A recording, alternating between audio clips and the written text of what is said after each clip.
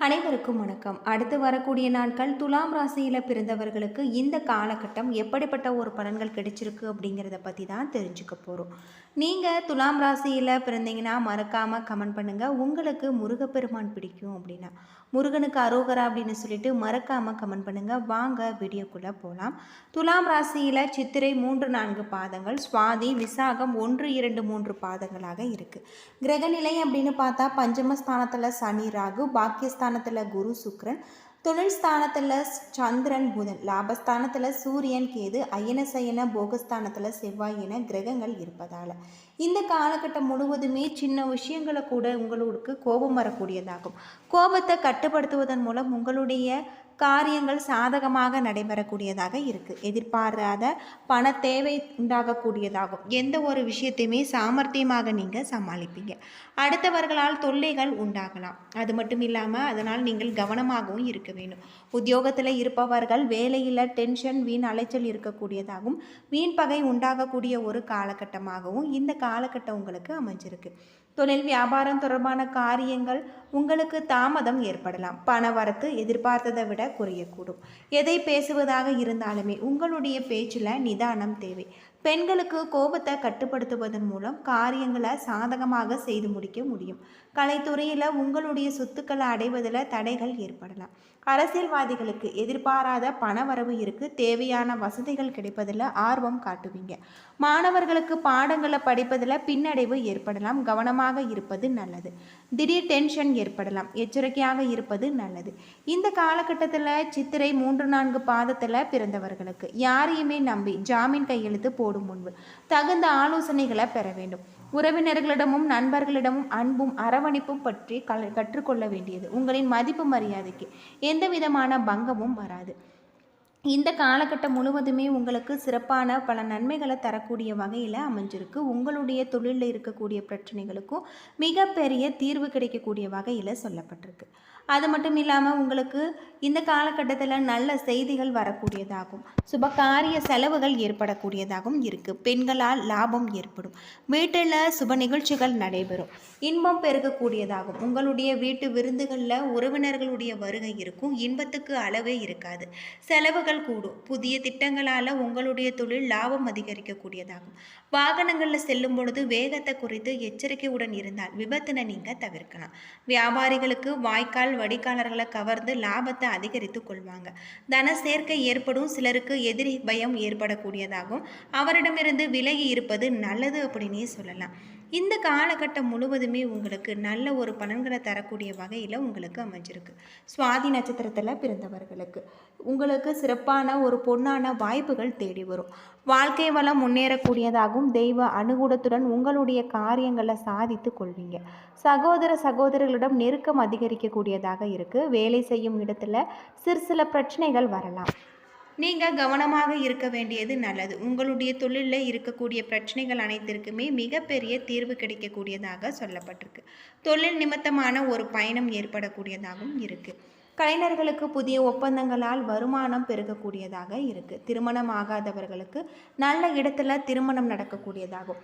சிலருக்கு பல வகையில் பிறரால் குற்றம் சாற்றப்பட்டு அவதிப்பட நேரலாம். அரசு பணிபுரியும் பெண்கள் பதிவு உயர்வுகளை எதிர்பார்க்கலாம். புதிய விரிவாக்கம் செய்வதில் உங்களுடைய தொழிலில் அசாய்ந்த வளர்ச்சி ஏற்படக்கூடியதாக இருக்குது. அலுவலகத்தில் மேலதிகாரிகளின் மூலம் உங்களுக்கு உயர் பதவிகளுக்கான சிபாரிசுகள் கிடைக்கக்கூடியதாகும். மேற்கொண்டப்பட்ட கடன் அதிகரித்தால் அதை அடக்க என்னவெல்லாம் நீங்கள் பணத்தை பற்றியதாக இருக்கக்கூடியதாகவும் இருக்குது. அது தொடர்பாக விவகாரங்களில் உங்களுக்கு தொல்லைகளும் ஏற்படலாம். விசாகம் 1-2-3 பாதத்தில் பிறந்தவர்களுக்கு பக்தி மார்க்கத்தில் ஈடுபாடு அதிகரிக்கும்.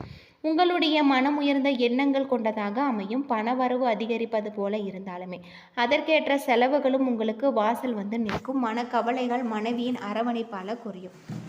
விடுமுறை சுற்றுலா செல்லக்கூடிய வாய்ப்புகள் உங்களுக்கு ஏற்படலாம். அன்னையின் ஆரோக்கியத்தில் அக்கறை தேவை. மாணவர்கள் புதிய கல்லூரிக்கான ஒரு தேடல் ஆடம்பரமாகக்கூடியதாக இருக்குது. ஓய்வின்றி அடிக்கடி ஏற்படக்கூடிய வெளியூர் பயணங்கள் மூலம் உங்களுக்கு அசதி ஏற்படலாம். மிக பிரபலமான நபர் சந்திப்பால் நீங்கள் விரும்பிய இடத்திற்கு இடமாற்றம் பெறுவீங்க. பண விஷயத்தை பொறுத்தவரை உங்களுக்கு வரவுகள் அதிகமாகவும் திருப்திகரமான ஒரு சூழல் இருக்கக்கூடியதாகவும் சொல்லப்பட்டிருக்கு. மிக எதிர்பாராத பல நன்மைகள் உங்களுக்கு இந்த காலகட்டத்தில் ஏற்படக்கூடிய வகையிலும் உங்களுக்கு அமைஞ்சிருக்கு. உங்களுடைய தொழிலில் இருக்கக்கூடிய பிரச்சனைகளுக்கும் தீர்வு கிடைக்கும். ஓட்டுநர், இயந்திரங்கள் சம்பந்தப்பட்ட தொழிற்சாலைகளில் வேலை செய்பவர்களுக்கு இது ஒரு நல்ல காலகட்டம். உங்களது திறமையை நிர்வாகம் சரியாக பயன்படுத்தி கொள்ள வேண்டும். உங்களின் பணி நிரந்தரமாகும். மேலதிகாரிகள் மற்றும் உடன் பணிபுரிவோரிடம் வீணான வாக்குவாதத்தில் நீங்கள் ஈடுபட வேண்டாம். மாரியம்மனை வெள்ளிக்கிழமை என்று தீபம் ஏற்றி வழிபட உங்களுக்கு சகல நன்மைகளும் உண்டாகும். தடை தாமதங்கள் நீங்கும் அப்படின்னு சொல்லப்படுது. இந்த காலகட்டம் முழுவதுமே நன்மைகள் பல ஏற்படக்கூடிய வகையில் உங்களுக்கு சொல்லப்பட்டிருக்கு. துலாம் ராசியில் பிறந்தவர்களுக்கு சிறப்பான பல மாற்றங்கள் ஏற்படக்கூடியதாகும். தொழிலில் இருக்கக்கூடிய பிரச்சனைகளுக்கு தீர்வு கிடைக்கக்கூடியதாகவும் இருக்குது. வருமானம் திருப்தி தருவதாக இருக்குது. அதே நேரம் செலவுகள் சற்று அதிகரிக்கும். கணவன் மனைவிக்கிடையே சிறு அளவில் கருத்து வேறுபாடுகள் தோன்றக்கூடும். சிறு அளவில் கருத்து வேறுபாடுகள் தோன்றும் என்பதால் நீங்கள் பொறுமையாக இருக்க வேண்டும். திருமண முயற்சிகள் சாதகமாக முடியும். வழக்குகளில் இருந்து வந்த பிற்போக்கான நிலை மாறி சாதகமான தீர்ப்பு உங்களுக்கு கிடைச்சிருக்கு. அலுவலகத்தில் வழக்கமான நிலையே காணப்படும். ஒரு சிலருக்கு பதவி மாற்றமோ இடமாற்றமோ ஏற்படலாம். நன்மைக்காகவே முடியும். வியாபாரத்தில் புதிய முடிவுகளை எடுக்கும் சாதகமான ஒரு வாரம். பணியாளர்களுக்கு நல்லபடி ஒத்துழைப்பாங்க. பங்குதாரர்களினுடைய ஆதரவு உங்களுக்கு கிடைச்சிருக்கு. இந்த காலகட்டத்தில் குடும்பத்தை நிர்வகிக்கக்கூடிய பெண்களுக்கு போதிய பணம் கிடைப்பதால் சற்று சிரமப்பட்டு சமாளிக்க வேண்டியிருக்கும். வேலைக்கு செல்லக்கூடிய பெண்களுக்கு இடமாற்றம் உண்டாகக்கூடியதாக இருக்குது. தினமும் காலையில் வீட்டு பூஜை அறையில் தீபம் ஏற்றி மகாலட்சுமி தாயாரா மனதார வழிபட்டு வாருங்கள். உங்களுடைய வாழ்க்கையில் இருக்கக்கூடிய பிரச்சனைகள் அனைத்திற்குமே மிகப்பெரிய தீர்வு கிடைக்கக்கூடியதாக இருக்குது. சில இடங்களில் உங்களுக்கு வேலை சில சிரமமாக இருக்கலாம். சில இடங்களில் உங்களுக்கு போராட்டமாக கூட இருக்கலாம். சில இடங்களில் சவாலாக கூட இருக்கலாம் உங்களுக்கு. ஆனால் இந்த காலகட்டம் எதிர்பார்த்த ஒரு நல்ல செயல்கள் நடக்கும். வியாபாரத்தில் லாபம் பெருகி கையிருப்பு அதிகரிக்கும். உங்களுடைய தொழிலை விரிவுபடுத்த தகுந்த நேரம் இது. குடும்பத்தில் இருந்து வந்த போராட்டங்கள் விலகும். பிள்ளைகளால் செலவுகள் வரலாம். அலுவலகத்தில் உங்களுடைய வேலையில் கவனமாக இருக்க வேண்டும். பதவியேற்றம், சம்பள மாற்றம் குறித்து பேச்சுவார்த்தை நடக்கும். வியாபாரத்தில் புதிய மாற்றங்கள் கை கொடுக்கும். தொழிலுக்கான பார்ட்னர்களை தேடி வரக்கூடிய ஒரு நேரம் இது. மனக்குழப்பங்கள் தீர்ந்து குடும்பம் குதூகூலாக இருக்கக்கூடியதாகவும் பிள்ளைகளால் அன்பு அதிகரிக்கக்கூடியதாகவும் இருக்குது.